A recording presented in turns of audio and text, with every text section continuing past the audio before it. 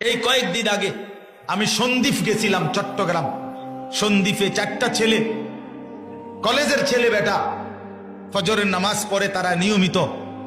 তো ফজর পরে তারা সাগর পারে হাঁটে। তো তারা 4টা ছেলে, 3-4টা ছেলে, তারা একদিন গত বছর অক্টোবর মাসে বলতেছে, হুজুর আমরা নিজেদের মধ্যে মশওয়ারা করলাম যে আমরা যেহেতু ফজর পরেই হাঁটি, এই না হাইটা আমরা ফজরের আগে পরে মিলাইয়া আমাদের কাছাকাছি বন্ধুদেরকে উঠাই ফজরের জন্য। ফজর ক্যাম্পেইন তারা নাম দিছে যে ফজরের জন্য গণসংযোগ, ফজরের জন্য।